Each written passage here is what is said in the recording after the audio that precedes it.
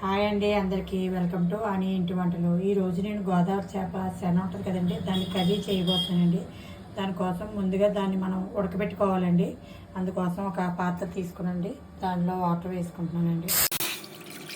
వాటర్లో ముందుగా పసుపు వేసుకోవాలండి, నీసువాసన రాకుండా. కల్లుప్పు కూడా ఒక స్పూన్ వేసుకుంటున్నానండి నేను.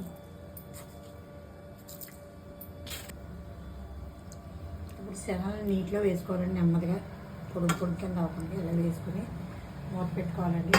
మూత పెట్టుకుంటున్నానండి, వీధిలో వేసి స్పీడ్లో పెట్టుకోవాలండి.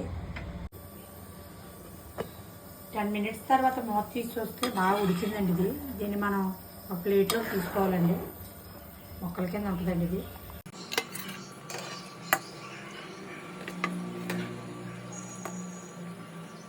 ఆయిల్ వేసుకుంటున్నానండి. ఇది కర్రీ చేయబోతున్నానండి. ఆ శనతోటి చేసి పెట్టుకున్న 2 ఉల్లిపాయలు వేసుకుంటున్నానండి. కరివేపాకు కూడా వేసుకుంటున్నానండి. ఉల్లిపాయ బాగా వేగిందండి. అల్లం వెల్లుల్లి పేస్ట్ 1 స్పూన్ వేసుకుంటున్నానండి నేను. అల్లం వెల్లుల్లి పేస్ట్ బాగా వేగిందండి. ఇప్పుడు పసుపు వేసుకుంటున్నానండి. అలాగే కారం కూడా వేసుకుంటున్నానండి. స్పూన్ మసాలా పొడి కూడా వేసుకుంటున్నానండి. ఉడకబెట్టుకున్నప్పుడు కొద్దిగా ఉప్పు వేసుకున్నాం కదండి, అందుకని ఉప్పు తగ్గించి వేసుకుని మనం లాస్ట్లో చూసుకుని వేసుకోవచ్చండి. బాగా వేగిందండి, పచ్చివాసన పోయింది నాకైతే. వాటర్ వేస్తున్నానండి ఇప్పుడు.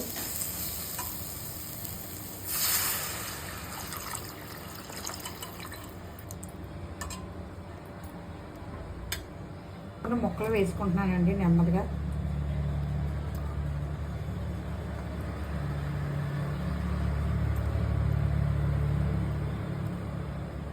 కొత్తిమీర జల్లుకుంటున్నానండి ముక్కలు వేసిన తర్వాత.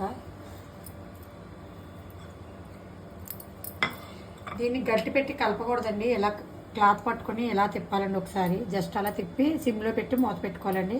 నెమ్మదిగా ఉడకాలండి. ఉడికితే బాగుంటుందండి కర్రీ రెడీ అయిన తర్వాత. అలా 10 నిమిషాలు సిమ్లో పెట్టి ఉడకబెట్టండి. మూత పెట్టుకోవాలండి. స్టవ్ సిమ్లో పెట్టుకోవాలండి. తర్వాత మూత తీసి చూస్తున్నానండి, దగ్గరికి అవుతుంది. ఇంకా అవ్వాలండి దగ్గరికి. ఒకసారి క్లాత్ పట్టుకుని ఇలా ఒకసారి కలిపితే పైది ముక్క కింద ముక్క పైకి వెళ్తుందండి. మళ్ళీ మూత పెట్టుకుంటున్నానండి. కర్రీ అయిపోయిందండి. నేను స్టవ్ ఆఫ్ చేసుకుంటున్నాను. దీన్ని గట్టి పెట్టి కలపకూడదండి. ఇంకా అలా అలాగే ఉంచి మనం తీసుకుని సర్వ్ చేసుకోవాలండి. చాలా టేస్టీగా ఉంటుందండి.